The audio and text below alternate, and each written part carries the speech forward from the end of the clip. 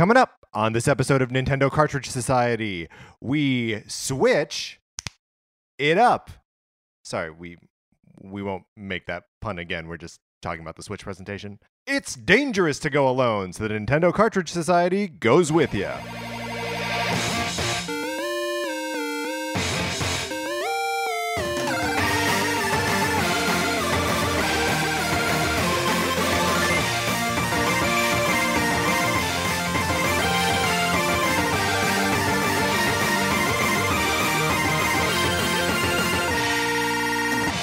Welcome to Nintendo Cartridge Society. My name is Patrick Ellers, joined as always by my co-host Mark Mitchell. Hey, Patrick, how's it going? I'm a little sleepy. Sleepy? I'm a little sleepy this evening. I had a late night of drinking last night. Oh.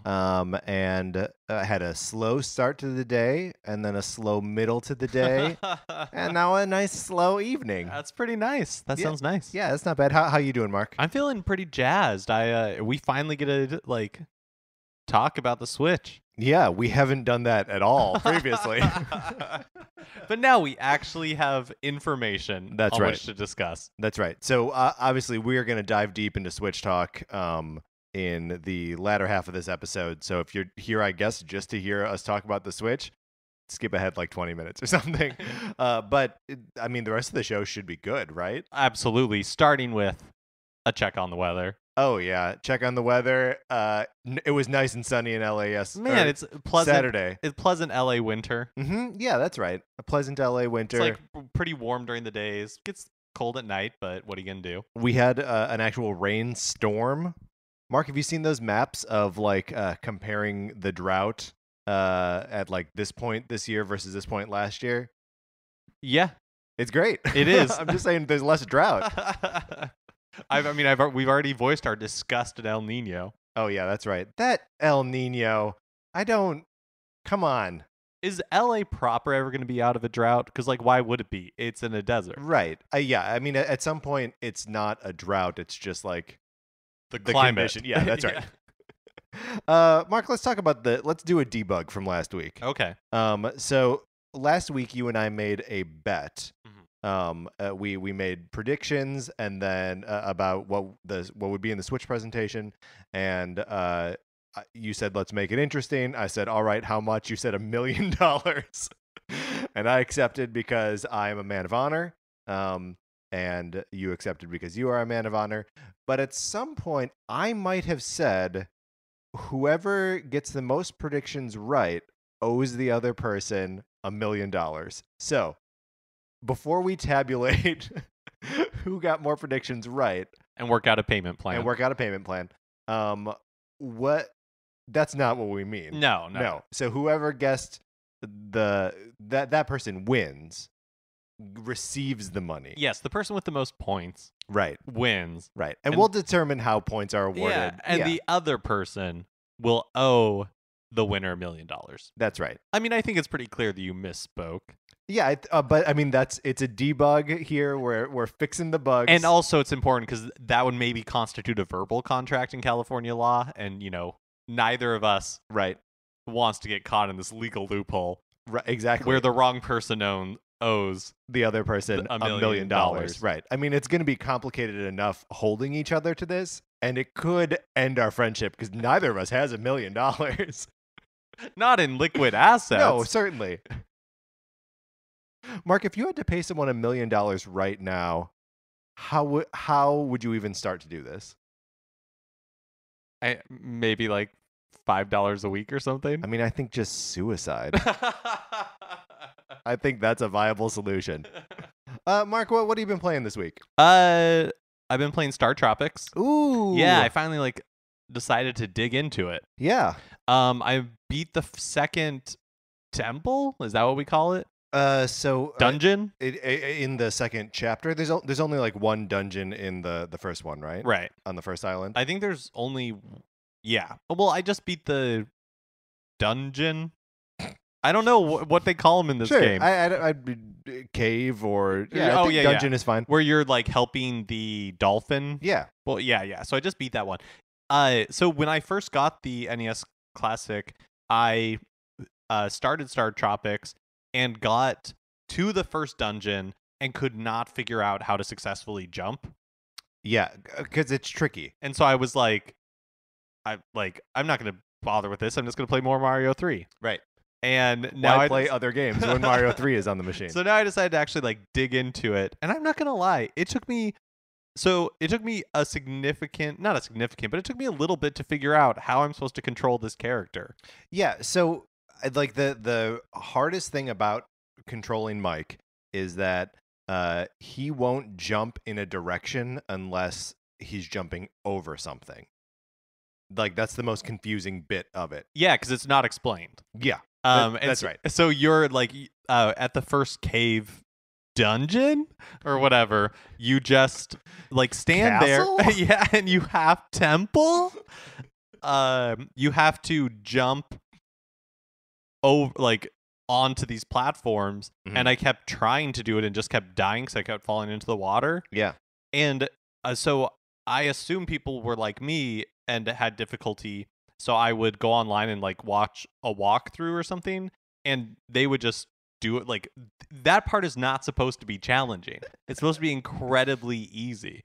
So finally I figured it out, but it maybe took me a good 5-10 minutes of like trial and error, which is a frustrating amount of time when you're trying to make a single jump and have to keep repeating it. Right. In the first level of this game? Dungeon?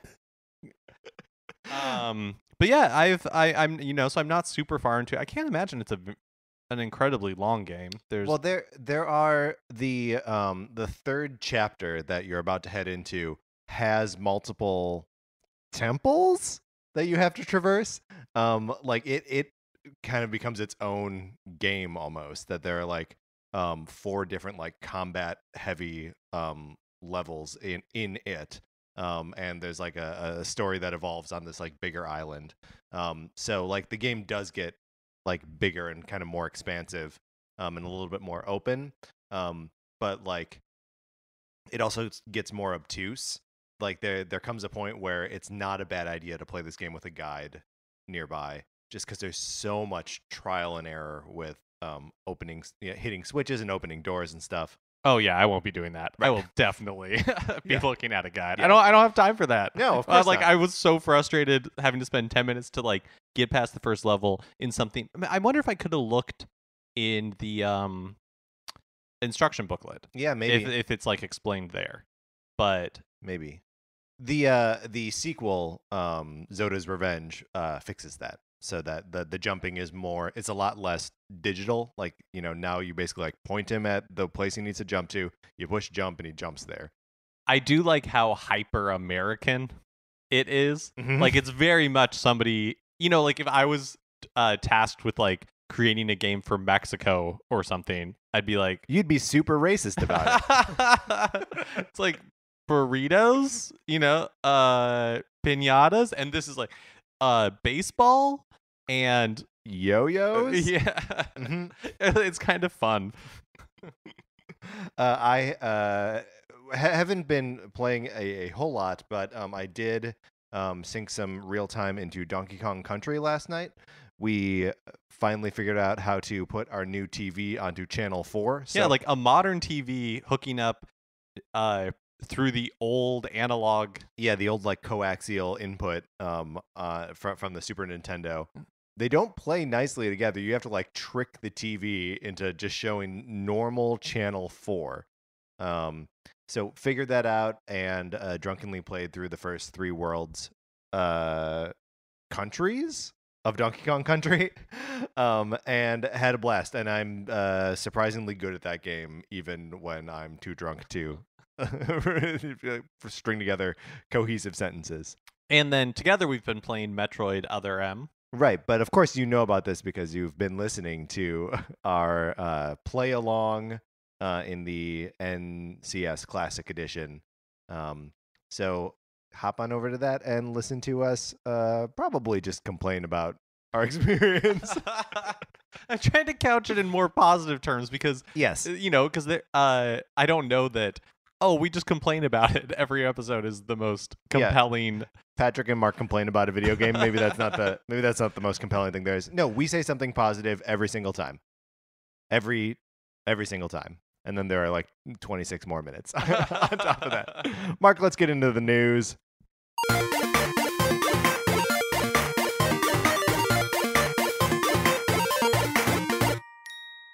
So the big news, of course, was the Nintendo Switch presentation happened, and pre-orders are open. If you can find a place that's still taking pre-orders, I think there are. I mean, I know like GameStop is out of them now. yeah, but GameStop's out. It like seems to come on and off BestBuy.com. yeah, And sometimes you can pick it up in store still, and sometimes it's just for shipping. But I think if you really want to pre-order one, you can. but like get on it. Yeah. Yeah. Especially it seems like if you want the red and blue Joy-Con. Oh, version. that's the more It seems sought like it's after. I don't even know if it's sought after. It seems like it's harder to get pre-orders for. Like I don't know that Amazon ever did pre-orders for that version. Sure. So I think it's just so maybe it's just rarer. Okay. Maybe they're making less of them. Well, we'll talk more about that Yeah. in a second. But even though the presentation was just a few days ago, there's going to be a Nintendo Direct focused on Fire Emblem on Wednesday, January 18th at 2 p.m. Pacific time. Presumably this will focus on the like Fire Emblem's Warriors title that was announced during the Switch presentation in a really weird way, I might add. Oh yeah, like totally not showing its cards at all. No, Like, it's just kind of showed some Fire Emblem weapons. yeah, it was like a 30-second thing of Fire Emblem, but there was no like title screen. There was nothing. Maybe they were like teasing it for this direct, maybe. but who knows? Anyway, so Fire Emblem related. So yeah, we'll probably get information about that Fire Emblem mobile title that we know is coming. Yep, hoping for that. And who knows? It could also be like another Fire Emblem, like anything. It's all we know is that it's Fire Emblem related. Yeah. So I'm excited for that. January digital deals. There's some games on sale for the Wii U and 3DS eShops. My Nintendo members get an additional 10% off the sales pricing on some games, and My Nintendo account is free. So if Right. you're listening to this and you're a Nintendo fan, you probably already have one. You know, if you downloaded Super Mario Run and all that kind of stuff. And if you want to save $2 on a $20 game marked down from 40, now's your opportunity to do that. Patrick, what's your pick? Okay, so we went through the list is decent. There are some like big Nintendo games on there, but my pick for this is going to be the Guacamelee Super Championship Edition on the Wii U, which is marked down, slashed in half. It's $7.49. I played the original Guacamelee when it first came out on Vita, and I've always wanted an opportunity or an excuse, I guess, to pick up the Championship Edition, and for $7, it seems like a slam dunk. Yeah, and I think I'm going to be picking up Pocket Card Jockey for the 3DS. It's $5.45, which is marked down from $6.99, and I'm just incredibly curious about this game because you've talked about it a lot, and each time it comes up, my like mind is blown and reblown. Right, because there's a Game Freak game that yeah. And so yeah, I think I'm gonna grab this, but there are some like bigger titles on there if you've never played them before, like Splatoon, you know, is $46.79. Rayman Legends is $20. If you want, I mean, isn't that also going to be on the Switch? Like I mean, both of these games are. Yeah. No, I'm not saying not to buy it. I just think it's funny that that's like a perennial now. Like, yeah, that game is like Mario 3. It's going to show up on every Nintendo console ever. I mean, Rayman needs something. Story of Seasons is $10 off, $20. You know, so there's like a lot of interesting games. Woods, of course. Of course. But so there's a lot of interesting games on here. So during the Treehouse live stream, following the Switch presentation on Friday, 2 additional Breath of the Wild amiibo were announced: a Zelda and Bokoblin. Yeah. So that brings the Breath of the Wild amiibo line to 5 figures. There's the Guardian, Link Rider, Link Archer amiibos, and then these new 2. And all will be available on March 3rd when the game launches. That's exciting. Geez, I gotta figure out if I'm going to get them all. Have you been pre-ordering any of them? No, not yet. I don't. It has not felt super necessary to pre-order the last I mean, like anything since the Smash, really. Do you think they've gotten better at like? Do you think they've been making more of them, or do you just think Amiibo Fever has uh fallen off a little bit? I think Amiibo Fever has probably fallen off a little bit, but I think on top of that, they are just more accurately determining how much they need. I think that they were slowly figuring out that toy supply line, and it's there now, so they can actually deliver on what they think they need to deliver on.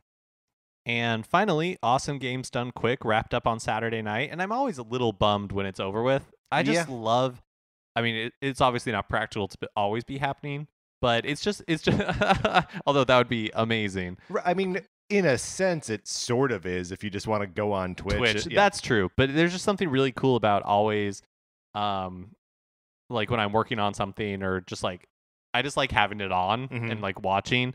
It's really fun. So it ended on Saturday night, and over the course of the week, they raised $2.2 million for the Prevent Cancer Foundation, which is a new record for the event, and $1 million more than last year. Yeah, almost doubled their intake from last year. That's amazing. Yeah, and really, really cool. $2.2 million they raised. Yeah, over a week. Good work, guys. I watched a little bit of and all of this is archived on YouTube now. That's no longer streaming, but obviously you can watch any of it that you want. There is a run of Super Dram World, and which is a mod of Super Mario World, but it's just like sadistically difficult. It's kind of like the Kaizo Mario. Yeah. So I mean, it's like every single level is about like grabbing a baby Yoshi, spin jumping through the air while like kicking the baby Yoshi like up in like kicking him up so that he'll fly with you, and then like making him grab things and become big Yoshi so that he can like bounce off of a fireball or something, and then you like catapult off of him. Like it's all impossible stuff, because it's not like they're like modifying the current levels, right? They take the assets. It's like Super Mario Maker. Like they like take the assets like Mario Maker, and then they use like the physics and the the properties of the game. And it's super cool. It's this guy, the speedrunner Grand Pooh Bear, runs through it in about 30 minutes, which doesn't beat his previous record, but it's still very fast and super impressive. So if there's any part of that you want to check out, that's a pretty good place to look. Mark, you were talking about a Shovel Knight race last week. Earlier in the I watched a little bit of a Mega Man X race that was fun. It's just amazing. People are so good at these games. I also really like, there's Awful Games Done Quick, which is always like a late night block where it's just like terrible games that some that you've maybe like never heard of. Like this one you may have heard, but there's like people were running like Wayne's World on NES and just like stuff like that. And so they're all like shorter. They're all, like maybe like 20 minutes max running through these awful games. Right. But it's always a really and you were probably asleep when it was happening, but you can go back and watch this block, and it's really fun. I love it. We don't have any new releases for the week, right, Mark? No, it's or not that I know of. Right. I mean, who knows? Again, it is so hard to find out when anything is coming out. Like, it's what came out? Oh, like F-Zero DX or what? The Virtual Console. Yeah, the Nintendo 64 version of F-Zero came out on Thursday. What? Yeah, exactly. And I don't think it was announced until Wednesday that it was going to be dropping the next day. So it's like, who knows? There may be a great game that is coming out this week, and we won't know about it maybe until it happens. Or a week later. Right. All right, Mark, let's we got to get to this Switch thing, so let's move out of the news.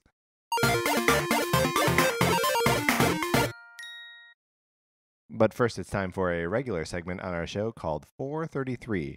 In 1952, American composer John Cage wrote a piece called 433, wherein a performer or group of performers didn't play their instruments for 4 minutes and 33 seconds. For the purposes of this show, our instruments are talking about Nintendo. So for the duration of one performance of 433, Mark and I will talk about something not Nintendo related. Mark, what's on your mind? So I went to Disneyland on Friday. Uh-huh. And, like when they open the park or anytime there's any sort of announcement, there's the quote unquote voice of Disneyland. And it has that very like announcery voice, like ladies and gentlemen, like that kind of thing. Yeah. And it just got me thinking, like, how much of that is their regular voice and how much of it is like they like turn it on? Oh, You know what I it's mean? got to be like all turned on, right? Like no one talks like that anymore. Do you have wait, a counterexample? anymore? You think there was a time when people did talk like that?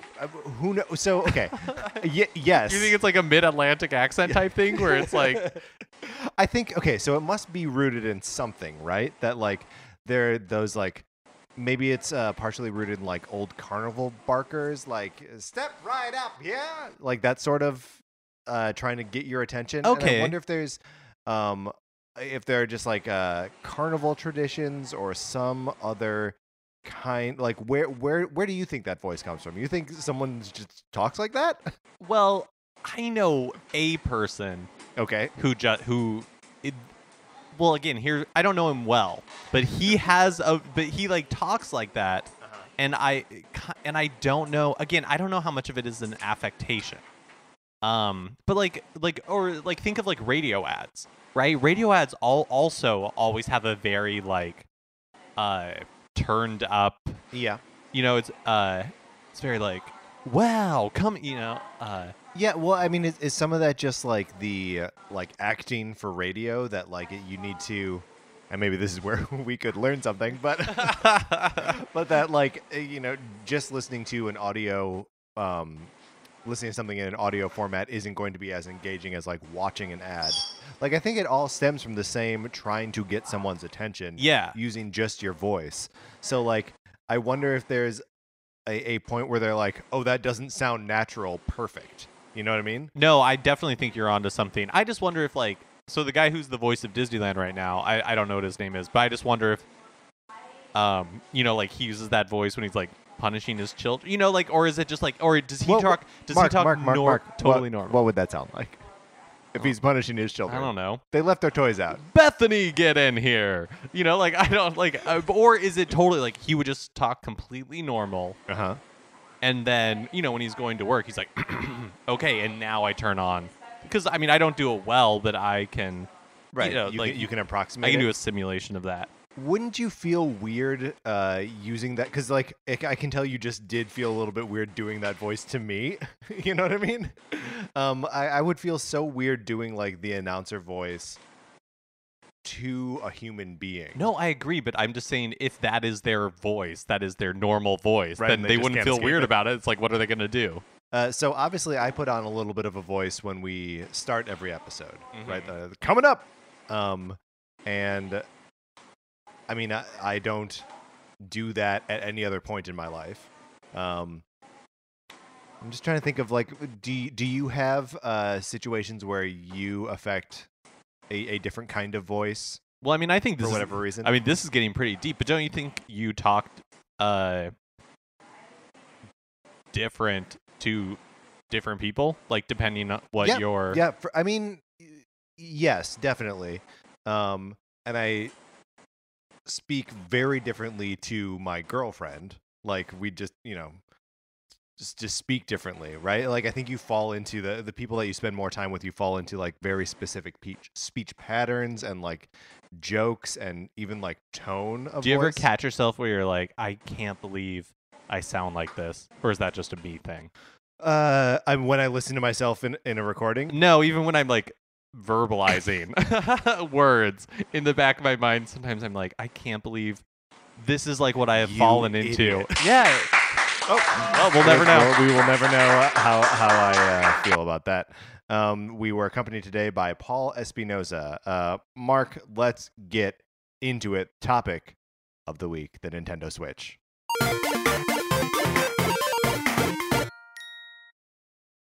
Let's start by determining how we felt about it. Okay. All right.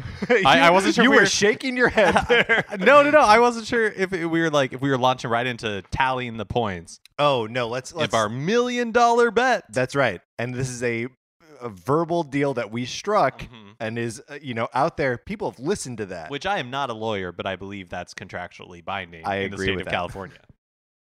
So By the end of this episode, one of us will owe the other $1 million. right, one of us will have very little money, and the other one will have a lot of money. Theoretically. And again, if I lose this bet, I will probably commit suicide. So, Mark, how did you feel about this thing? So my initial reaction was disappointment. Okay. And I think it's because, I've allowed myself to get a little hyped up about it. Mm-hmm. And like we were joking last episode, like for it to be the perfect system. Right. And the it was impossibly never going to perfect be system. right. And I think after thinking about it, it's basically exactly what I expected it to be. Yeah. Which is, it doesn't look like, I don't know that third-party support is any different than it is going to be. Yeah, I mean, I'm hoping that it will be, but from right off the bat, it doesn't seem like there's a huge library. There was nothing in the support. presentation that made me feel like the third-party support from major publishers is going to be significantly different, and Western developers Western developers is going to be significantly different from the Wii and Wii U, and that was a little disappointing. But but at the same time, it's like, yeah, this is what I expected it was going to be, which is for $299, I'm going to get a 3DS and a Wii U in one, in the sense that, yes, I'm just going to get all of Nintendo's games on one platform. Mm-hmm. The system itself seems really slick. Yeah, it does. Kind of the best hardware. Yeah, we could have imagined form out of factor. Yeah, and from people's impressions, the quality seems really high. Like, people complain a lot about the Wii U screen, the screen on the 3DSs, and it seems like they've done a really good job with the Switch, which is really exciting. So yeah, overall, I am a little disappointed on price, but overall, it's what I hoped or expected it to be, which I'm fine with. I'm probably pretty similar. I think I probably come down, by the end of the presentation, I was overall excited about it. I just always think it's weird what Nintendo decides to focus on when they're like, no, this is the part of it that we can sell. When they're like, yeah, it's the Joy-Con is holding a glass with 3 ice cubes in it. Like, what are you talking about? or showing off that ARMS game, or even the way they're advertising 1-2 Switch. It's all very, I get that they're shoving the novelty out in front of stuff. When we don't really need to be, I'm not interested in what's new about it in a lot of ways, the initial pitch of here's something that you can play at home or on the go, that's enough for me. Yeah, that's interesting, because that didn't bother me. I actually think that's kind of smart. The 3 ice cubes in the glass, right? The HD rumble. Yeah, you're okay. On the one hand, your initial instinct is who cares, right? Because rumbles existed forever. But then you think of there's nothing out there right now that can currently do this, right? That, you think that of does meaningful physical feedback. Yeah, because you think of Rumble on a DualShock or whatever they call the PS4 controller now. I think it's still a DualShock 4. Okay, right. Yeah. All there's no way you'd be able to differentiate, how many ice cubes are in from a DualShock, because all it means is the same rumble we've had since the Nintendo 64, right? Where it's just gonna the whole thing is gonna vibrate, or yeah. But what I do think is interesting, to your point of what they choose to focus on, or what they choose to even talk about, and the stuff they don't talk about, all the stuff that we care about, or not all the stuff we care about, but the details. They just don't bother with. Yeah. Yes. And I think that sort of makes sense, just in terms of what the presentation was, right? The presentation was, sure, it was for fans, and but on some level it's for investors, and it is to assert why this thing is different. And I think I will pick up a copy of 1-2 Switch when it launches. It doesn't look great, but I'm interested to see like what it is how it feels in the room. But like you can tell that's them trying to like rebottle Wii Sports, right? For this new machine. Yeah. 1-2 Switch, I think it's cheaper than $60, which I think is smart because since they're not bundling any games with it. What I love about 1-2 Switch is how Nintendo it is. It's so Nintendo. And how they're like, you don't have to look at the screen. Yeah, like how what are you talking about? They encourage you. It's like a video game in the sense, but like they encourage you to like make eye contact with the person that you're playing against. Right. Right. Like nothing is happening on the Switch screen and during the mini games. The only time during the week that I make eye contact with anyone is when you and I are recording these episodes. Otherwise, I am looking down at my feet or, at someone's forehead. But it's just so like how we talked about like Nintendo has their own sense of like making things joyful and fun. Yes. And I love that 1-2 Switch does that. Like if I was a parent, I would get 1-2 Switch in a second because it's not even a video game in the traditional sense. Yeah, you're just playing with your friends. You're playing a game with your friends. Well, and I can see like showing this to my parents and them being interested in it. Like it does. I'm excited to bring it somewhere and be like, hey, we can play this dumb party game. Well, yeah, because even more than Wii Sports ever was, it is like a party game, right? You have your Switch there, you take the Joy-Cons out, and then the screen doesn't matter anymore. Right. And then it's imminently playable. Yeah. But I guess the point I was trying to make before. Oh, sorry. No. Just like I didn't do a very good job of explaining it. It's not like the stuff that we care about, they don't talk about at all. It's like I feel like it's so difficult to find all of the information about the Switch that's been released in one clear, easy to read format, right? Like their online stuff is still so much of a mystery, and they have in interviews on a bunch of different outlets given like a little bit of information here and there. See, I think we're still a couple like we are like 2 months, not even 2 months out from this thing hitting the street. I think we will see.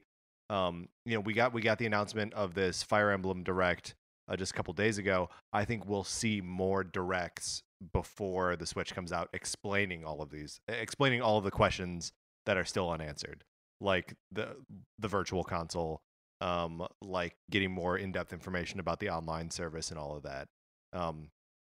I think there's just so much they're trying to sell that like it has to take place over so much time. I mean that's why they were running the Treehouse Live streaming all day on Friday, because there's just so much stuff to communicate and so many games and like novel ways of playing things to get across. I think that's a great point because one thing I complained about with the Wii U was that they tried to do too much at once. And I applauded them with that first Switch reveal just being like very clear and like it's like, okay, here's the one thing we're going to tell you about the Switch up front. And you're right, this is probably a better way to like trickle out information. Well, and I think if there was like a single message of the Switch presentation, it was play together, right? Like the original reveal video was play it at home, play it on the go, and like the new message is like this thing is based around two people interacting in a room. In any room, you're going to be able to play Mario Kart, you and whoever's there. You're going to be able to play 1-2 Switch, you and whoever's there. You're going to be able to play ARMS, you and who's there. Splatoon, like on and on, right? So I think they're being very specific in what stories they're telling. Like we still, it was mentioned, but like there's been no demonstration of like how touch, is going to be implemented in any of these games because it's a touch screen, but like, they're choosing not to tell those stories just yet. My other one big takeaway from the event was like, this still feels like it should have launched in fall. Like it feels like, even though it was originally supposed to come out in fall 2016, it feels like it's not and I, like I pre-ordered, it's what they have is compelling enough for me now to be Yeah. like, I will spend the $300 for it, more than that, because you need to get a game. yeah. Yeah. And a memory card and like all that kind of stuff. But it's like with online not really being ready until the fall. Right. It's like, how does that happen? Like, that feels weird to me, where it feels like there's no way this thing could have launched in yeah. like in fall 2016. Yeah, like not even close. Yeah. Well, okay, we're starting to get into like some details here, and so maybe we should kind of run down the like vital stats here and see how they. Well, at the same time, we'll figure out who owes who $1 million. Right. So are we doing like full points? So it's like, if we didn't get launch lineup completely correct, that means we get 0 points. Or are we doing like, I think we'll decide that on a prediction by prediction basis, okay, right? all right. We'll discuss each one, I think. Okay. So release date is March 3rd, the first possible Friday that they could have released this thing. I say you and I, we both guessed the 17th. 0 points. 0 points. 0 points. Absolutely. For either one of us. I was really surprised. Me too. I guess it makes sense from a financial perspective, because then they can sell more before the end of the fiscal over. year. Mhm. They have those targets they have to hit, but or that they're trying to hit. But yeah, really, I would. It seems like with any product, whenever like with like the app, like especially like Apple stuff is what I'm comparing it to. Yeah. When they're like, oh, it'll launch in October, it usually means the last possible That's moment right. it can, because they're just working up into that time Yeah. to get it ready. So that's an amazing. It seems like that's so soon. Yeah, it's really soon. Yeah, it's interesting because the launch lineup, which we'll get to in a second, isn't a lot of games, but there are like another 5 or 6 games coming out later in March. Also, I don't care at all that there aren't a lot of games that No, me launch, neither. because most launch games are garbage. Right. Like, think of like Plus, you're gonna have Zelda to play. yeah, but like think of how many games came out on like the Wii U launch, the 3DS launch, or whatever, and how many actually had any staying power, were good games. Yeah. It's just like companies tend to flood console launches because you have such motivated buyers. Most of the times the games are just garbage. Right. So we'll get to the launch titles here in a second. Because the next item is the price. Mark had predicted it would be $249.99. I predicted $349.99. Again, 0 points to both of us because it is $299. Let's give it. I would argue we should each get half a point, because we were within. Tell me why. Because we were within $50. Okay, so we each get half a point. I mean, it's the same as It's neither the of us getting right, points. It's the same as 0 points. Well, forget it. Then let's each get a full point. No, because we weren't right. Okay, you're right. Yeah. Okay. Unless we're going to give ourselves 2 points for actual correct answers, which doesn't make any sense. So No, half a point, half a point. So we each have half a point. Okay. Launch. Oh, sorry. No, I just wanted to say, for you, this was like, I'm not going to say a relief, but you had anticipated it was going to be more expensive than this. Yeah, and actually, seeing the like solo pricing on all of the accessories, but the Joy-Cons, to buy a spare set of Joy-Cons is $80. The charge grip itself is $30. I mean, that right there is $110, and that comes packed in with the system. Just a note, like the charge grip does not come with the system. Charge grip does not come with the system. There is a Joy-Con grip that comes, but it does not charge. It's not the one that charges. Yeah. But still, there is a lot packed in that comes like with the system, like the Joy-Con grip, which is like the dopey dog looking thing. The Switch itself, like the stand, like all of that stuff comes with it.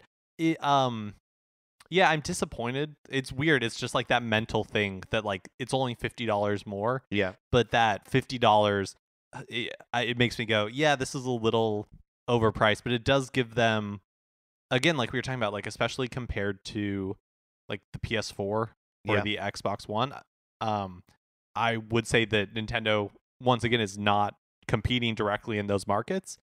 But yeah, I'm hoping And I guess it does give them flexibility. Like in the fall, they could bundle a game, like, or they could drop the price $50 if they need to. But Yeah. yeah, it's a little more than I was hoping to pay, but it's not a big deal. It adjusted for inflation, $250 would have been the lowest price of a Nintendo home console launch ever.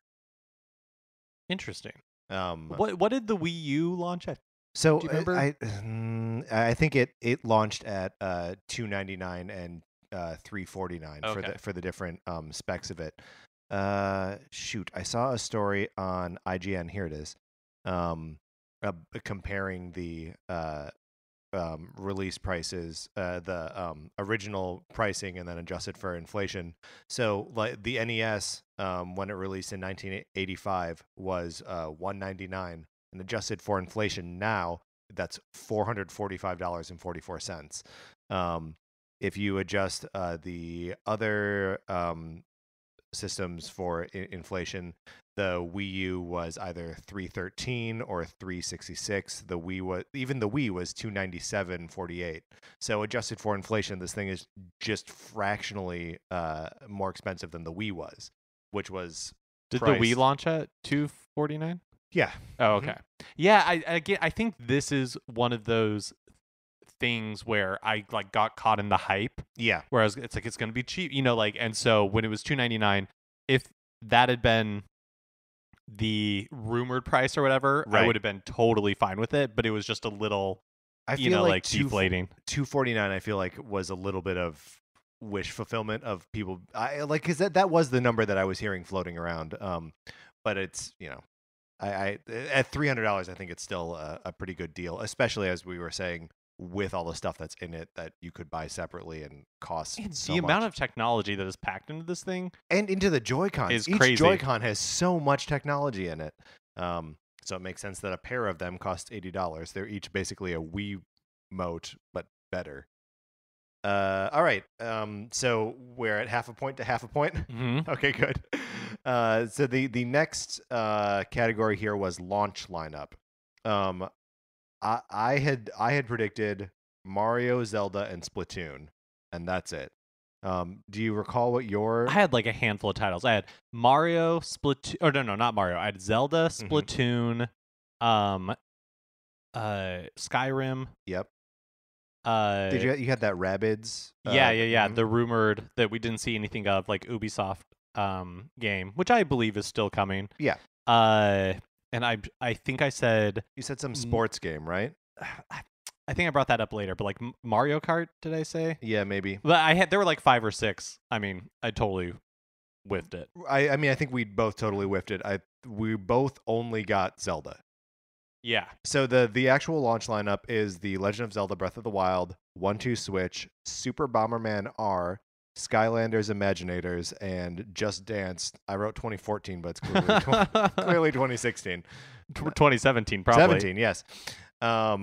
Who cares? No one's I'm not gonna play Just Dance. So first of all, Let's give ourselves a point, because we would get a One full point. We would point? get a point for each title that we got correct, and we each got 1. fine. So we we have 1.5 points each at this juncture. You feel okay about the launch lineup?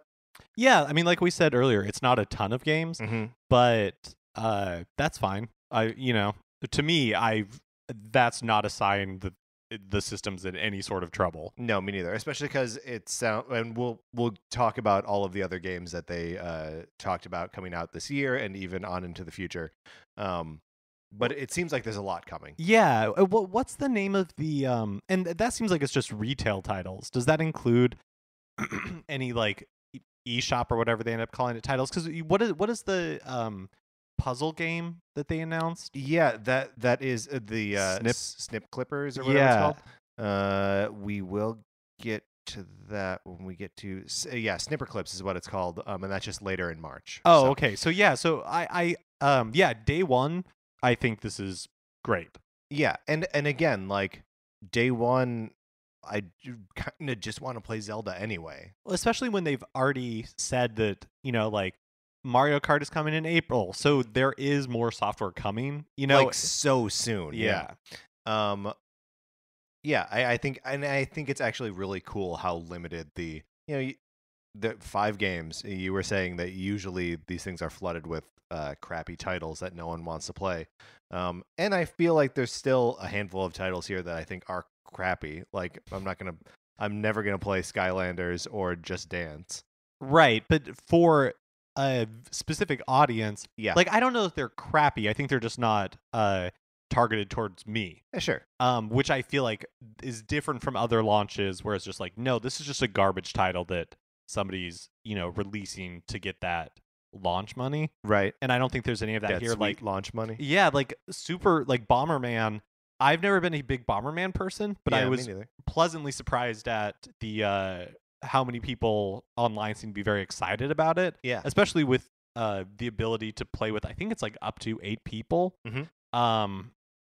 So like that, like And that's cool, and that's a being surprise. 2-player simultaneous out of the box because Right. you've got the 2 Joy-Cons. Yeah, so there doesn't seem anything on here that like, am I gonna buy Just Dance 2017? Am I gonna buy Skylanders? Absolutely not. But I don't think they're bad titles to have here at launch. Yeah, and also I'm sort of excited about 1-2 Switch. Like I don't really know what the actual experience of playing the game or like how much longevity it's going to have, but I'm excited to have something that's like quick and disposable like that. I like how different it is. Mhm. It does feel like trying to recapture like the magic of Wii Sports, Right. but it doesn't feel like Wii Sports Resort where right.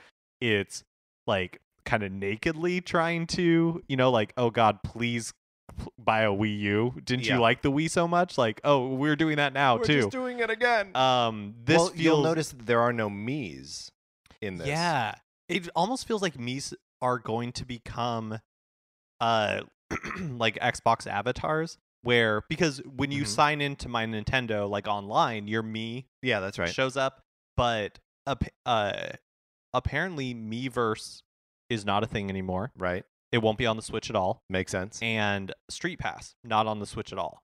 So I wonder if they are going to become more like just avatars versus something that's really important to this. Not important, but like Yeah, like, integral. Yeah. featured. Mhm. I mean, it'll prominently. be interesting to see, and maybe we need to move this. Like, this is a bigger conversation than we can have in the middle of our trying to figure out who owes who $1 million conversation. But like, it's interesting to note that in the character select screen for Mario Kart 8 Deluxe, the Mii characters do not appear. So they remove the Miis from that, and it's not the final. They could appear still, but if Smash comes out and you can't do Mii characters in that, like that's a big part of that game missing. So we'll see. I'm interested to see what role the Miis have going forward. Mark, do you recall your 4th prediction? What was yours? Maybe that'll jog my memory. Okay, my 4th prediction was robust eShop or virtual console support from day one. Oh yeah, and mine was the opposite, that everything would like restart. The virtual console would like go back to square one. So Who knows? who knows? Who knows at this point? I think 0 points for both of us. Yeah, 0 points for both of us. Okay, so we are tied at 1.5. So I think we both each owe each other $1 million. Is that Okay. the final score? I mean, we're not counting our wish list. No. So final score: Mark 1.5, Patrick 1.5. I think we owe each other $1 million. Okay. Geez. The only way I can think to pay you that $1 million is suicide. All right, so it's a tie. It's a tie. No one owes anyone any money. Very anticlimactic. I don't like this show anymore. Okay, so Mark, you want to talk about the we talked a little bit about how much technology there is in a Joy-Con. You want to talk about the Joy-Cons? Sure, yeah. So the Switch system comes with a pair of Joy-Cons, and they are available in either the gray color or the neon red and neon blue. Mark, which did you pre-order? I pre-ordered the gray one. Yeah. I think red and blue looks weird a little bit because it's very clearly just 2 Joy-Cons plopped onto the regular Switch console, Yeah, and so yeah, it looks a little jarring.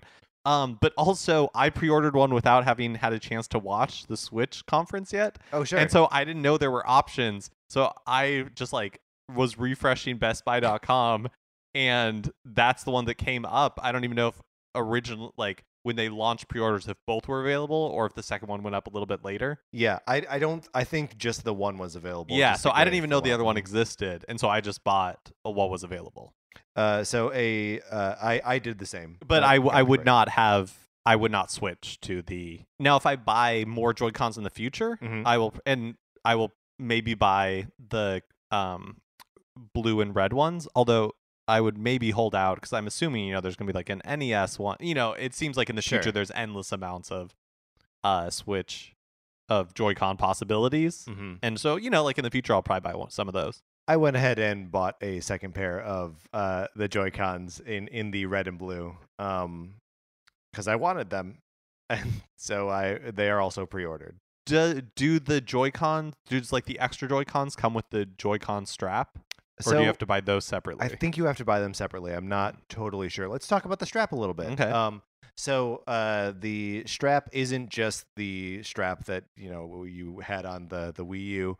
It also includes like a little bit of extra meat that goes on the top of the Joy-Con controller to sort of round it out and make the L and R buttons a little bit more pronounced. Yeah, so this thing has so many buttons, which is kind of cool. It's like no matter how you hold it, or Yeah. like depending on how you hold it, it has like the same amount of buttons, like the same amount of like functionality. Yeah. So games can, take advantage of all the buttons of a Joy-Con, basically, no matter what configuration no matter how you're holding it. Like if Mhm. you're holding it like a Wiimote, you still have the two shoulder buttons. If you're holding it like a Super Nintendo like a Super controller. Nintendo controller, it still has the two shoulder buttons.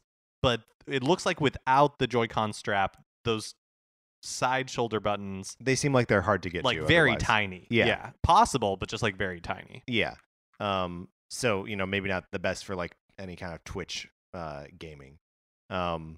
So it also has each Joy-Con. Well, hold on, we've got notes here, and I'm trying to follow along with them.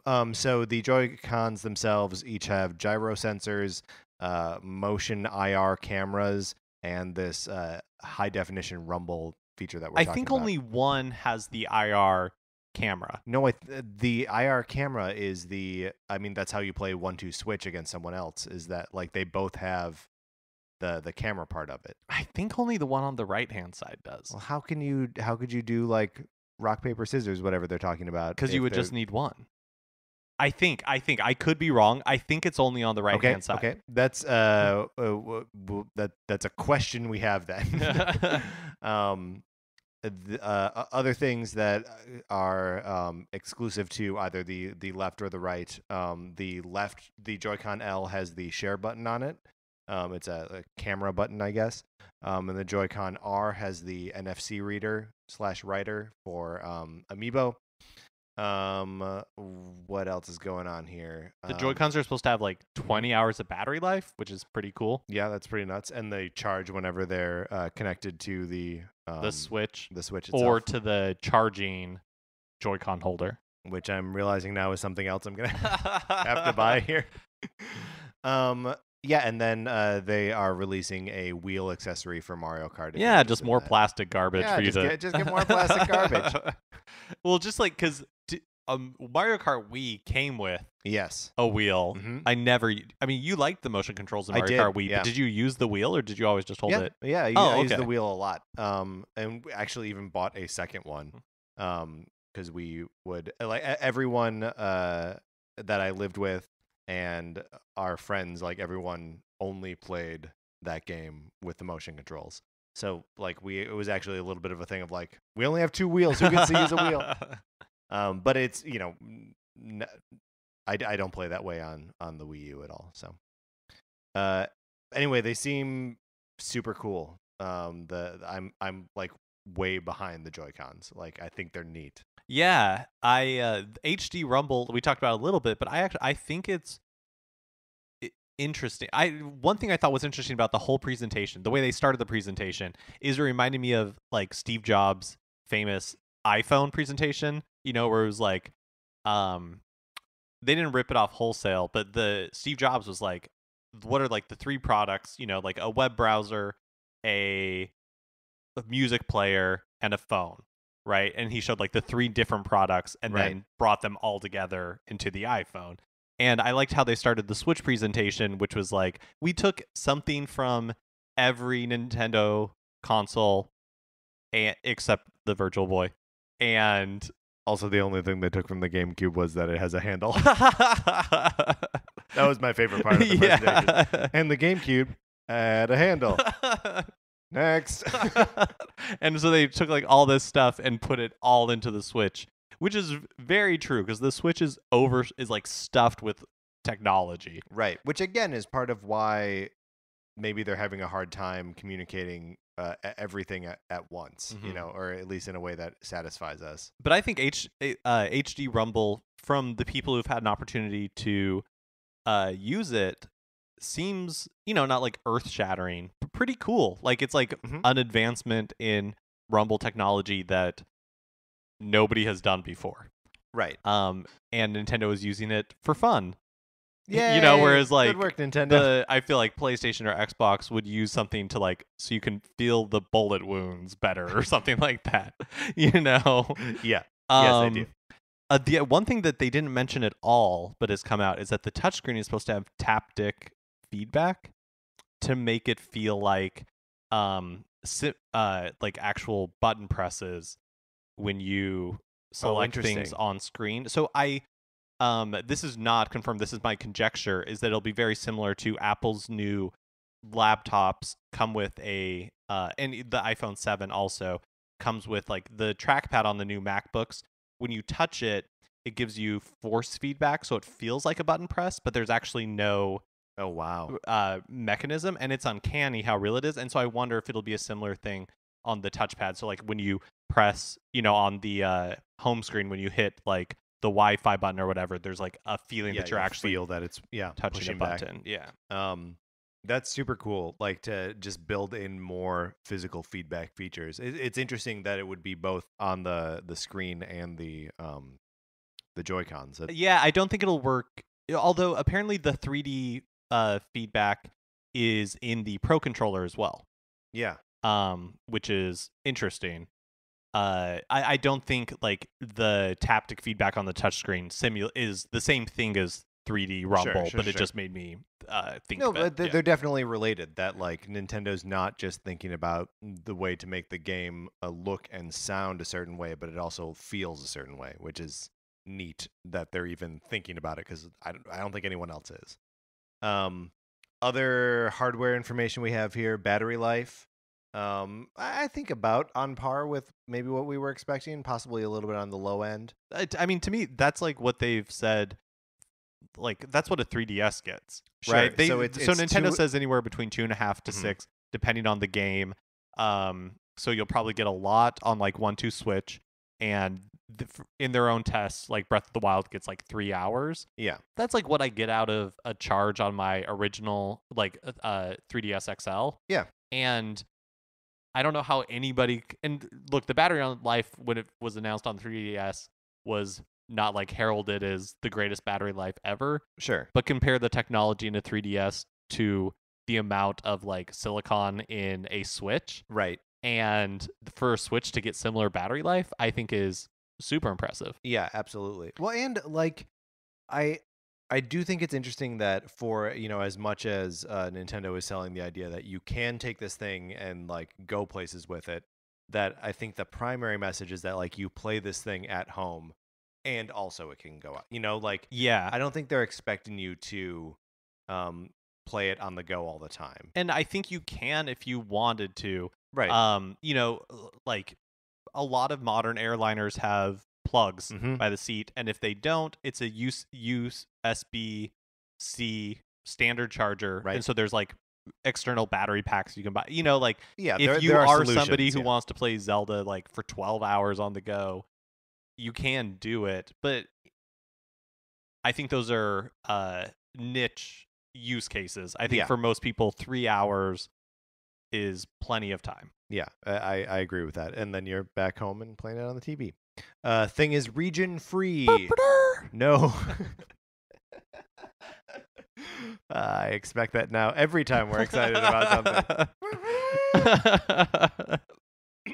But yeah, it's great news. Yeah. Good news makes it just easier to develop for. Yeah. Well, and it just means that, like, if you want to buy a game Mhm. that only came out in Japan, do now it. it's really easy to do Mhm. so. One thing that I'm not sure about is how they'll do the online stores. You know, like, will it be IP based? You know, like, Oh, interesting. so, or like, if you want to log into the Japanese eShop, will you be able to from a US IP? That's a great question. Or like, is there even a difference? Seems like there'll have to be for pricing, right? Well, yeah. I mean, maybe. Yeah. I don't know. I don't know how that works. The economics of that is kind of over my head. But no, it's very and again, I think it's one of those things that most people will never know or care about. Sure. But for the people who do care, I think it's really good news. Yep, I agree with that. So up to 8 Switch systems can be connected together on a local Wi-Fi network for multiplayer, which is cool. Yeah, it seems that the way that the Switches talk to each other is over Wi-Fi. Yeah. So I don't know that you have to be on a like Wi-Fi connection. I think you could be like in a park with no Wi-Fi and still connect them. I think just the way they connect is over Wi-Fi, not like Bluetooth or anything. Yeah, I get you. That's partial speculation on my part. Right. But this is all stuff that we'll need to. Yeah, but I think you could play it like on a plane, right, and not have a Wi-Fi connection, or like on the sub. You know, like I think you can be somewhere without a Wi-Fi connection and still connect to other Switches. To someone else who has the Switch. Yeah, I think it just connects it over a Wi-Fi. But yeah, that's speculation on my part. And then another just interesting little hardware note here is Suda51, the developer behind No More Heroes, which we're getting a new one of. We're something with Travis Touchdown. Yeah, good point. It's got to be a No More Heroes though. The guy doesn't appear in a lot of different franchises. But Suda51 said that the platform is easy to develop for, even for indie titles or indie developers, which is encouraging. I feel like that's usually or frequently a hiccup in like the Nintendo architecture, that like it's not easy to develop for. It's just nice to hear someone say that it is. Yeah, we already know that Unreal 4 is officially supported by it. It seems like it's supported by a lot of gaming, or a lot of like the it.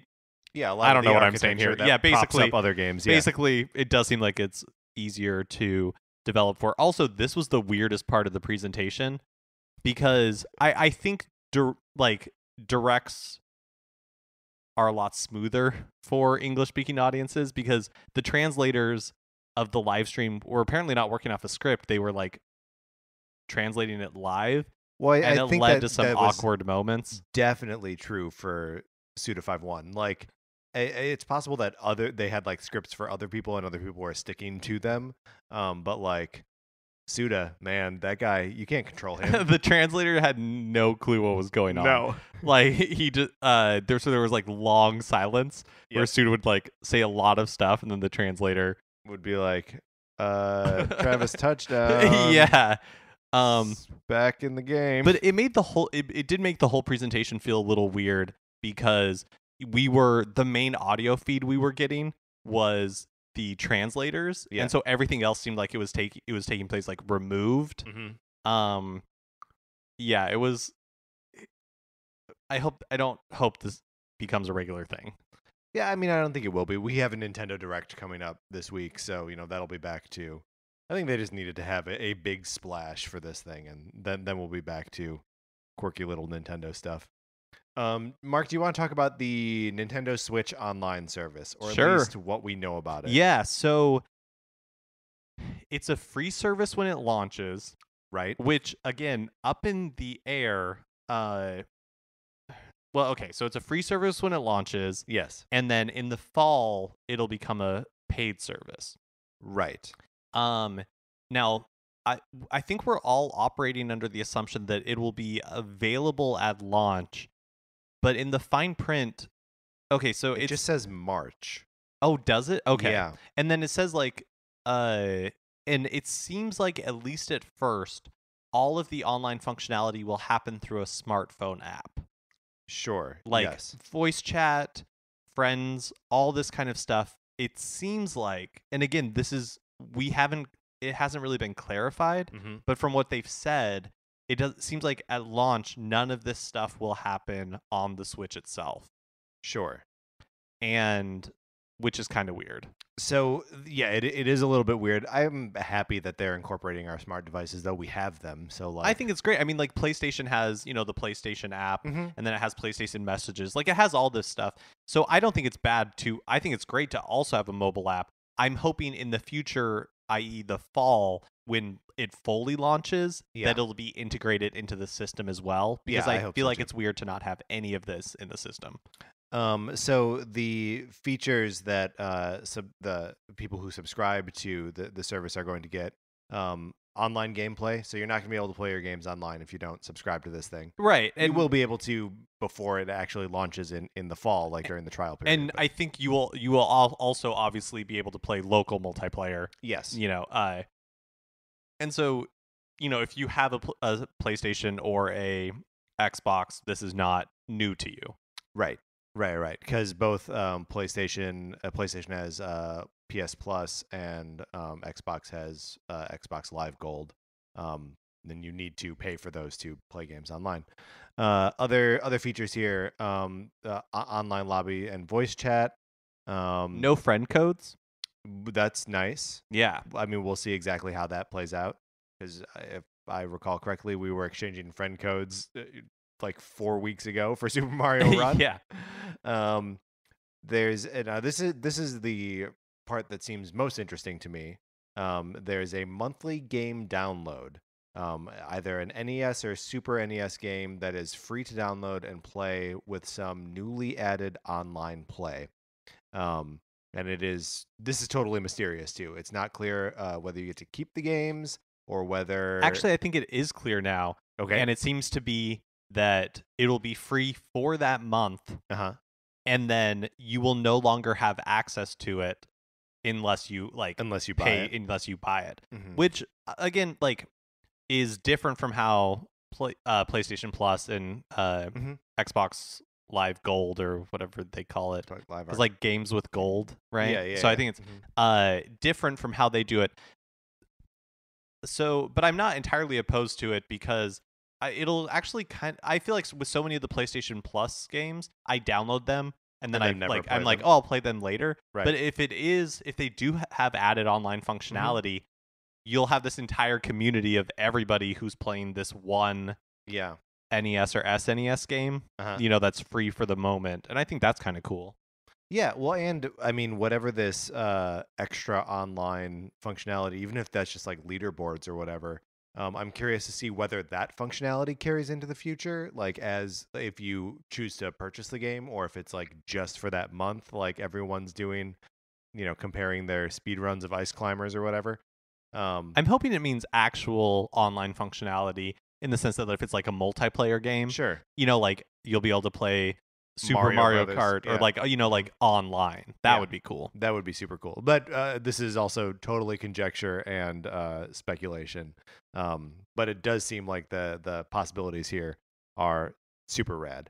And then on top of that, there will also be exclusive deals, which I think will probably just be like this 10% off like we were seeing in the My Nintendo, whatever. So it's possible the thing ends up paying for itself if you're going to be buying a lot of digital games. Who knows? Mark? Who knows? And then the non-subscriber features, access to the eShop. This you can register and manage your friends list, sharing screenshots, social media, and the parental controls. So everyone will get those whether or not you pay for the online service or not. Did you see the Bowser and Bowser Jr. parental It's controls adorable. video? But the video's adorable and the parental controls are awesome on this. Yeah. Like it should be I feel like it should be industry. I mean, I don't have kids, but I feel like it should be industry standard. Like the ability to monitor what your kids are playing, Mm-hmm. the ability to and like how long they've been playing it. They like over a month or something. Yeah. The ability to restrict the amount of playing time And the hours during which they're playing. Yeah, like I think that's like really, really cool. It seems like it's going to be its own smartphone app. Like I don't know if it'll be. I think there might be 2 different apps. So I'm not opposed to paying for online. I've been doing it, for 2 generations now. Yeah. So it doesn't bother me. But if I'm paying for it, I do expect Nintendo to kind of get with the program. So right. Yes. Yeah, absolutely. That they need to get with the program and like actually have like the online functionality for their games needs to be meaningful and needs to work all the time. And that maybe isn't a fair thing to say just because like the Wii U games actually are pretty well supported. Like you can play Smash online, you can play but I totally agree. Like I think like uptime and all that kind of stuff has been fine for Nintendo. What I mean more is like if you're charging me for it, right? It should function. Not just like, is it working full stop? Sure. Like the experience of using Nintendo Online needs to be significantly improved. Right. When this goes back to your wish list item from last week of a functional improved AI, which or for UI. Again, for like the tiny bit that we've seen, and they haven't shown the AI. Oh gosh, I just did it. I'm sorry. I infected you with that. The UI there's been like one glimpse, but even like when you're, I guess, for people who have had hands-on with it, they have like you're not really allowed to see what it is. Yeah. And I'm sure that's because they will be working on it up to the last minute. Mm-hmm. It looks very minimal, and I like in such a blissful way, right? Like yeah, I don't need to have that screen populated with 30 me's all clamoring about the newest Shantae game. But yeah, like it needs it, and who knows what they're going to charge for it? Yeah, right. Like PlayStation and Xbox are like it's $60 a year for PlayStation. Yeah, right? And Xbox is $5 a month. Or is it really only $5? $4.99 a month. Oh, yeah. I looked it up. Wow. But I mean, over the course of a year, I guess it's only $30. Yeah, I feel like it's more expensive than that because it's $60. Okay, that makes sense because they're both 60. Yeah. Okay. And like I don't know that Nintendo will charge $60 for it, and if they charge $30 for the year, then I will give them a little more leeway. But I think if you're going to charge the same amount as Xbox or the same amount as Sony, then like it needs to be. It's like $60 a year is not an insignificant amount. Sure, I feel like. Sure, I mean it's kind of just the cost of one game. But yeah, I mean they do need to make it worth it, and I mean I kind of trust that they will. I mean especially when so much of like the dumb stuff I'm gonna want to do is like just buy digital games and fill the thing up with games I've purchased a million times before. Like this is going to help me save that money. And probably. Sure. I'm more skeptical because I'm not really concerned about like the deals and stuff like that. Yeah. I'm concerned about like the ease of use and with like adding friends and like managing your friends and all that kind of stuff and starting parties and chats and like jumping into lobbies, and nothing Nintendo has ever done has necessarily proven to me that they're capable of that kind of stuff. But they got DNA now. Yes. And so I'm hopeful, but I am not sold. I will be interested to see more information as it comes out.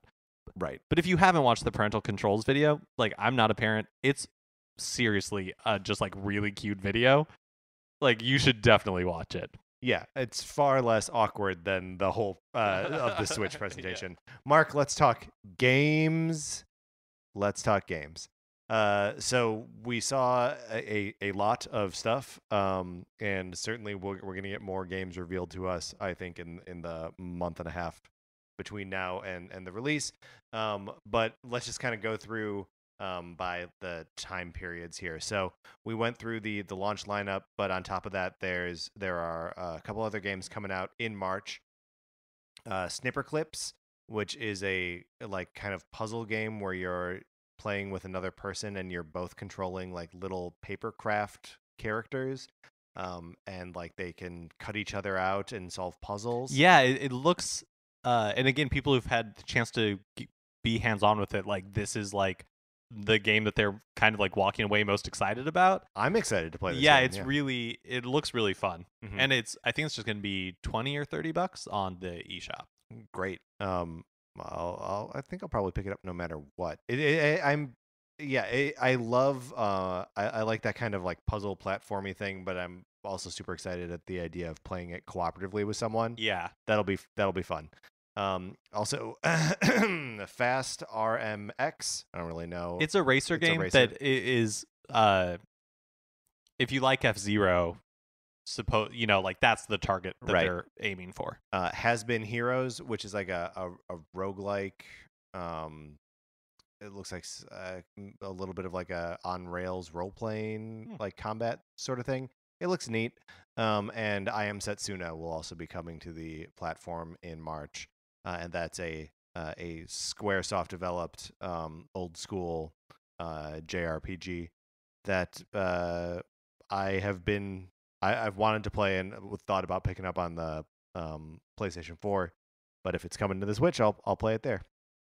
And then so that's the last of the March games. In April, on April 28th, so it's got a date and everything. That's when Mario Kart 8 Deluxe, Which is comes kind out. of what you wanted, Mm-hmm. except it doesn't look well. It doesn't sound like it has any more added, like, tracks. No, six. I thought it had 16 additional. Isn't that just Racing battle tracks. mode? I don't- I don't know. From everything I saw, it was that no, like they haven't announced any additional racing tracks. Okay. I thought that we did know that there were additional racing tracks. We just didn't know what they were. Who knows? Again, like the details on all of this stuff are kind of hard to come by. But yeah, there are more characters, including Inklings from Splatoon are in this thing. A revamped battle mode. Wait, I'm sorry. Dry Bones is back. That's the thing. Yeah, that's sorry. That is the headline. I apologize. Dry Bones is back, baby. Dry Bones. You don't have to just play as Dry Bowser anymore. And King Boo. You know who gonna object to King Boo? 2 items. Mm-hmm. But yeah, enhanced battle mode seems to be the big selling point. Right, and there are new modes in the game that have not been revealed or announced yet. And a lot of new items. Yeah. There's the feather and the ghost. So the feather to help you jump, and the ghost to steal items from other people. I'm really excited about this. I loved Mario Kart 8, and it will just play this one for too many hours. Oh yeah, I will. Hundreds, I'm yeah. definitely going to pick this up as well. That's exciting. Mark, you'll have a copy of Mario Kart 8. I know. And I also, because it's Mario Kart 8 Deluxe, and because if it is true that there are no additional tracks, it does make me think in the future, in a few years, we'll get a full Switch Mario Kart potentially. 9. Yep. Other games coming out in the spring. So ARMS, which is how do you feel about ARMS, Mark? Oh, it's like a new Nintendo IP. Like it looks like Wii Boxing, but fun. Yeah. Okay. Because Wii Boxing was terrible, No, but yeah. it seems like this is like what Wii Boxing should have been. I'm a little bit bummed that this isn't a Telero Boxer game. Telero Boxer being one of the like 13 games on the Virtual Boy. Because it seems like it would be the perfect IP to stable on this, but I like that it's a new. I mean, you could have done Punch Out, but I like that it's a new IP. The character design seems fun. Mhm. Seems like there's a lot of characters to like choose from. For again, like the impressions that it controls really well. see, I think that's it has to control really well, right? Like, the reason that Wii Boxing sucks is that there's no precision in like swinging a Wii remote around. And if like they really have fixed that and it really is precise and you can play it like a fighting game, then it should be pretty cool. Dissidia 5 Complete. I don't really know what that is. It's an RPG. It's an RPG. Mhm. Okay. Puyo Puyo Tetris. So it's a combination of Puyo Puyo, which I am not familiar with, and Tetris. So it's like a Tetris Dr. Mario. It's the same puzzle game versus other puzzle game. And Rhyme will all be coming out in the spring. Rhyme is like a 3D adventure kind of game. Looks really cool. That's another one that I was probably going to pick up on some other platform, but will be happy to play on the Switch. Then, oh, you know what? It's I have this on here twice. I have Rime on here in both the spring and the summer. So who knows when that's coming out? The only other thing announced for the summer is Splatoon 2. Yeah, everybody thought it was going to be an enhanced port, Yeah, but no, I it's a mean, brand new game. it's a brand new game. I wonder if it really is, like, how brand new it is. Again, based purely on what I've heard and read from people who have experienced it, it seems to play like a sequel, like very like different in a positive way. That was the weird. This was the weirdest part of the Switch presentation. Again, this was one where like watching it through that like step removed of having the translator made it so even weird. more bizarre. Right, because the developer comes out like in character saying that he's discovered a new kind of squid. And then he keeps like making a do with his body. Yeah, it's and really it's just confusing. it's just really weird. Yeah, it made me laugh really hard. It made me laugh too. But hey, Splatoon 2. Yeah, I haven't played much of it because I didn't have a Wii U. When I played a little bit with you, I didn't love the gyro controls, so I'm excited for that to not be featured prominently. But man, I feel like ARMS has the potential to be another Splatoon. You know, just like a new Nintendo IP that people really like latch onto and love. Right. Yeah, God, it's so cool that they're coming out like just right on top of each other, just within a few months. In the fall, we'll get Skyrim. This is so weird to me. Yeah. That it's coming out a year after the. So weird. Yeah.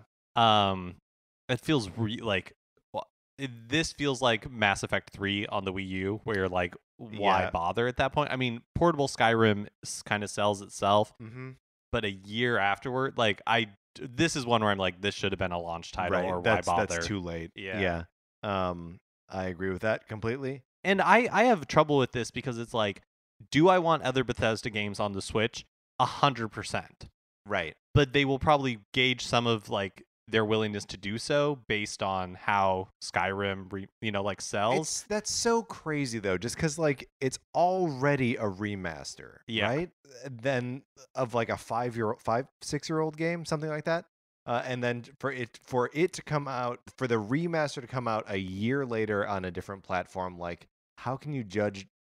Like what information does that give you? And I don't like being in the position where I'm like, I'm buying this game to show them that I'm interested. Yeah. I don't know. Yeah, I don't. If this was a launch title, I probably would have bought it. I don't know if in the fall I'm gonna feel that way. Well, we'll see, because it's also possible that where the well is drying up at that point, and we need something to play, and Skyrim could be that. I don't think that's true though. Maybe I am overly optimistic, but I think this lineup that we haven't even completed yet for 2017 is good, and I think there are games that Nintendo has not talked about that will be coming out in 2017. I agree with that 100%. Holiday 2017, Super Mario Odyssey. Let's talk about Super Mario Odyssey. This game looks crazy. It looks insane. New Donk City. Yep. Very excited about New Donk City. It is weird to see Mario running around with normally proportioned. People. Yeah. It's a little bit Sonic the Hedgehog. Sonic 06. Yeah. But it seems like Nintendo knows that it's weird. Yeah. Well, and also it's not like the entire game takes place there. Yeah. It seems like one of many worlds you visit, because the rest of them look very just like what you would think Mario. Right. Very like stylized and cool. I love that his hat features eyes. Had the like feet like it reminds me of Super Mario Sunshine, like with Flood. Oh yeah, sure. Except it's like your hat, because there's like a point where he like throws his hat and then jumps onto the hat to make a super long. It just looks. I'm very excited for this game. Honestly, they show just a little bit of Mario like just traversing the city, and I could see doing that for hours. I love just making Mario run around. It's one of my favorite things to do in a 3D Mario game. And that this game seems like it's built around that experience makes me happy. So everything else here is going to be more generic. We don't really have dates or even we think these games are going to come out sometime in 2017. Xenoblade Chronicles 2, so it's another 2, just like Splatoon. That'll be crazy to me if that comes out this year. That feels like that's what they're saying. I know, but that feels like the first delay to me. Or maybe it'll come out in Japan. Yeah, sure. I mean, those games are huge. Yeah, good point. Also, it's funny that in the past we've been like, oh, Nintendo doesn't do direct sequels. Nintendo doesn't do direct sequels, and then the switcheroo was like, yeah. But people really liked the first Xenoblade. Yeah, and it's also I keep hearing that. And it's interesting to me that like Xenoblade and Xeno Chronicles Cross or whatever, or X or whatever the last one that came out, like how they're just like two different things.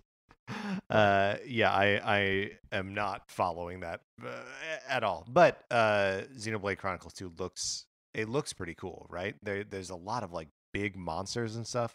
I don't know. Minecraft, which seems like of course. Is it OG Minecraft or I thought or it was Nintendo? It was some weird Minecraft thing. So Minecraft Story Mode is also something that will be coming to the Switch. Oh, but okay. I think I'll just OG Minecraft. Oh, yeah. okay. And I don't know if that's the Nintendo version of it. Like there was a Wii U Minecraft that had like special Mario stuff.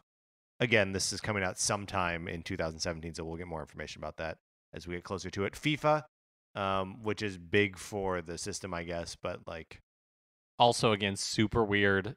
Yeah. Moment in the presentation. Yes. Bill Trinan in the background translating to Japanese. Yeah, and the guy who looks like he would rather be anywhere.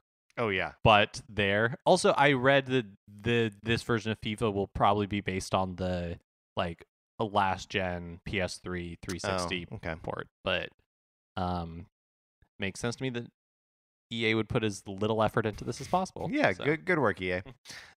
Ultra Street Fighter 2, the final challengers. What a crazy thing to happen. A new sequel to Street Fighter 2 that has two new characters, Evil Ryu and Violent Ken. And all the rest of the characters that have ever been in Street Fighter 2. And some weird new game modes. It looks like there's maybe 2-on-1 fights, possibly 2-on-2 fights. You can switch back and forth between the like pixelated 16-bit graphics and the high definition hand-drawn graphics from the Super Street Fighter, blah blah blah blah. Yeah, I'm super excited about this. And I think this is the only Capcom game announced for it. I think that's right. Yeah. And is it coming is this like, has this game already been announced and it's just like being confirmed that it's on a Nintendo platform, or is this like the first we've heard? I feel like this is the first we've heard of it. I would be surprised if it stays exclusive, just because we know Capcom's history with promising exclusivity to Nintendo. We will never forget. We will never forget Resident Evil 4. But it seems super cool. Sonic Mania, which I guess if you're into Sonic, will be neat. Yeah, I mean, they had said that Sonic Project 2017 or whatever it's called, like the more traditional Sonic game, was going to be on Switch. It's news that Sonic Mania, which is the throwback title, is going to be on Switch. And so I think that's pretty cool. Like I want to like Sonic. Yeah, I feel like, or at least I want to like try away from. Yeah, I want to like try, and so I think I will actually pick up Sonic Mania for my Switch. Steep, which I don't know what that is. Oh, it's Ubisoft's downhill race, like skiing / snowboarding, like they're like SSX. Is that what that was called? Mm-hmm. Yeah, it's like that, or like a 1080 snowboarding. Yeah, it was released on previous platforms earlier this year. Okay, or last year.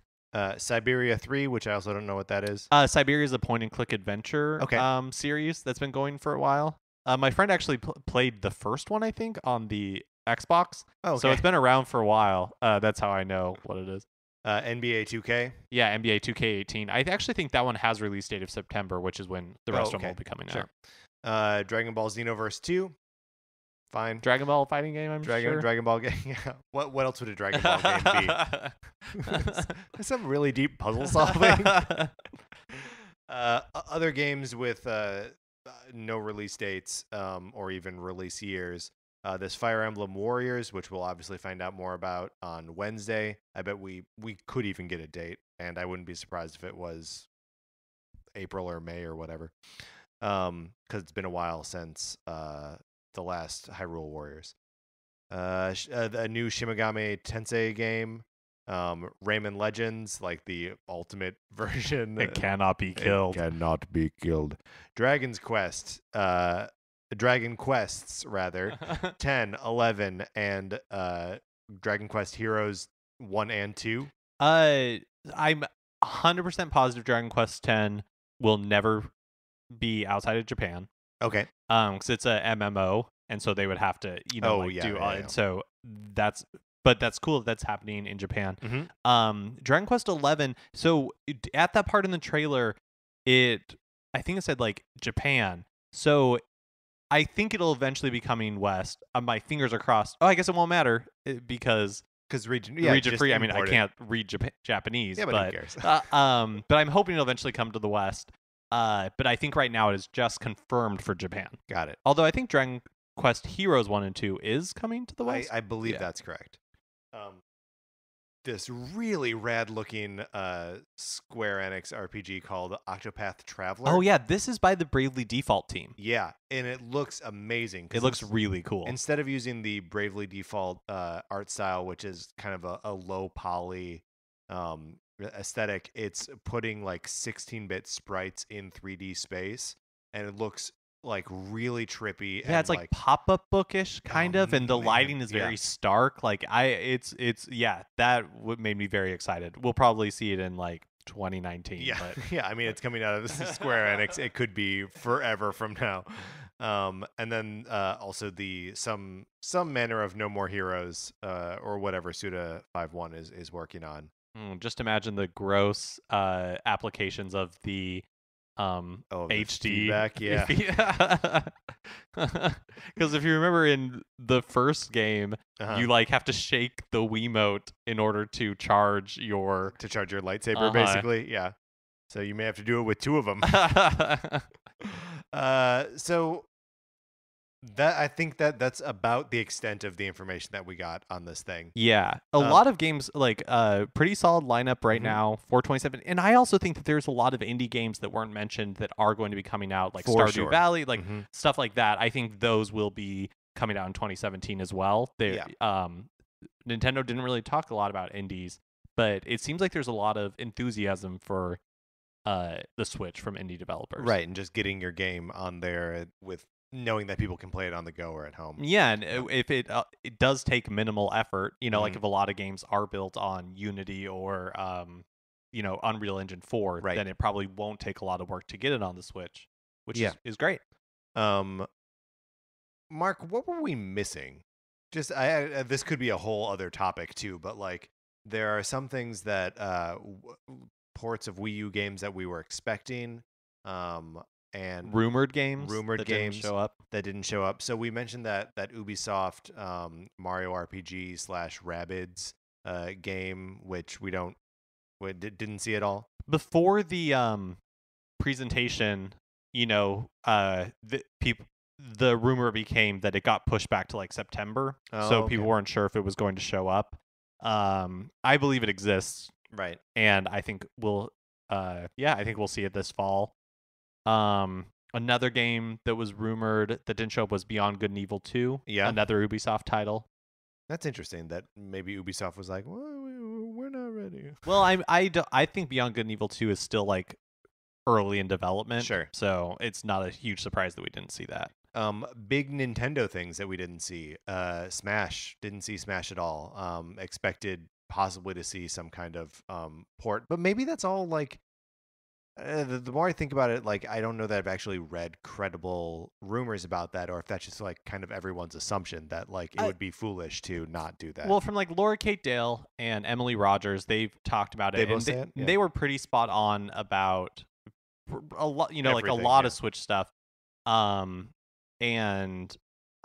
I and it seems like a no-brainer to me, especially because I don't think we're getting a brand new but I can understand why with Mario Kart they didn't also want to be like, and here's another port.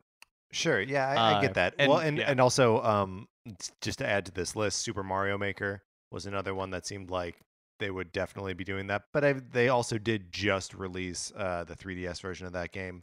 And then on top of that, no mention of Pokemon in any capacity. No Pokemon Stars. Which again makes sense to me because the game just came out and has been selling Yeah. well. And if it ends up being a holiday title, there's no real need to talk about it now. Right. You can wait until like, the end of the summer or something. Pokken Tournament as well is another one that you and I had been saying, like, why do they keep adding characters to this thing? Switch. But yeah, it didn't see anything from that. And then the Virtual Console, we know nothing. Oh man, Mother 3. Oh yeah, Mother 3. Again, enough people have talked about it that I do think it's eventually going to happen. Mm-hmm. But yeah, like no mention of the Virtual Console at all, which again makes sense. They have a lot to cover, and the Virtual Console isn't necessarily anything new. Right. It's like the least sexy part of what they can be selling. You can still buy your old games. Yeah, like Reggie Fils-Aimé. Mm-hmm. In these interviews afterwards, he was asked about it, and he said that they are aware of how much people have invested in the consoles previously, Mm-hmm. in the Virtual Console, on the Wii U and the Wii, and he didn't say that there would be like a upgrade fee or anything like he didn't say what their solution or what the Virtual Console is going to be, but Right. he just said that they are aware of it, Right. and that it's it's the still, ultimate, like, I hear that you're angry. yeah, We'll see if I do anything about right, that. and so he said there's 40 days until it launches or something like that, so to expect more details coming soon. It'll be interesting to see what they do. Mm-hmm. And that's kind of the theme of all of this is we've got 40 days until the thing comes out, and there's so much information, and it does seem like we're getting access to this thing before it has like a modern console launch. Very few games, not even all the online infrastructure is there. Like, great, let's ease into this thing. Let's play Zelda a lot and screw around with 1-2 Switch, and then all the games and the features will come to us as we go. Which is like, again, you and I are fine with that because we have a lot of love in our hearts for Nintendo, so we're willing to give them the benefit of the doubt. But I do think that's I wish it weren't like that. I wish we were launching with full online functionality and Sure. because that is the expectation, the minimum expectation of a modern console. And so I don't necessarily think the people who are, not enthused about that are wrong. I'm willing to give Nintendo the benefit of the doubt. Well, I do. I mean, I'd like to see maybe numbers on this, like where, because obviously the weekend that a console releases, that's big for sales. But like consoles have pretty long lifespans, right? And they sell late into their years and years into them. People are still buying them in big numbers, and like I don't know, with very few like a few Nintendo exceptions, like I don't buy hardware on day one usually. Just because it's expensive or there's not a lot for it. And so like I don't know that we need to have everything on day one. You know what I mean? Yeah, I just feel like The online functionality is I see that's a that, minimum yeah. I feel like that's a minimum expectation. Right. Yeah. All right, great. Mark, let's move out of the topic. We're done talking about Switch? I think so. I think we're done talking about Switch.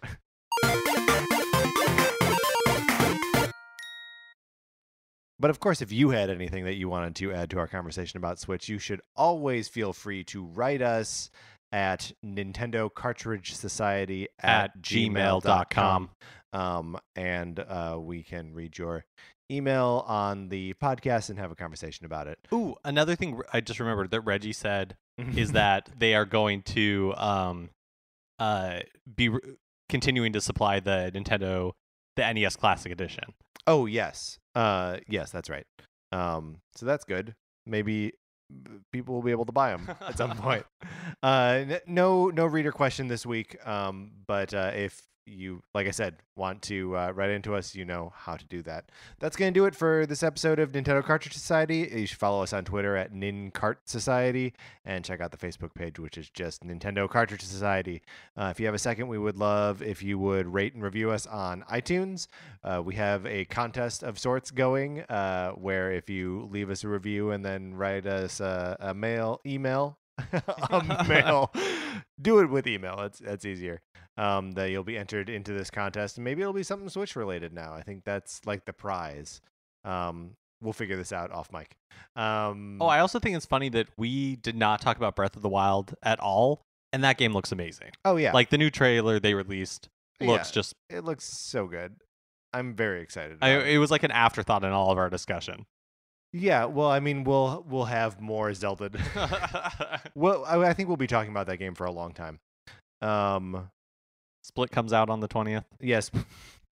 So, no, go ahead. Make your case for. Well, if you have spoilers, right. You can send them to me. Like, you might be listening to this and be like, "Well, that sounded pretty half-hearted." And it's true because I already have plans to see it on the 20th. So, if you have spoilers to send, go ahead and get them in now. Now we should express that this is not like a mutual relationship between us and the listeners, where as soon as you see the movie, you're not going to spoil it for our listener. Absolutely. No. Okay, I won't. No. If you want me to, you can send us an email. Right, and then we will write back to and you. I will include the spoilers in. Yeah, I will totally do that, but only upon request. Right. We'll record a special spoilers by request episode of Nintendo Cartridge Society just talking about Split. Rate and review us on iTunes and check out some other What's a Creative podcasts because they're good things. If you like hearing Mark and I talk about stuff, we write about comics on retconpunch.com. Olivia Duncan made our logo. Our theme music is provided by 8-Bit Betty. You can find more of 8-Bit Betty's music on 8bitbetty.com or by listening right now. For my co-host Mark Mitchell, this is Patrick Ellers saying let's switch to ending the show. And thanks for listening.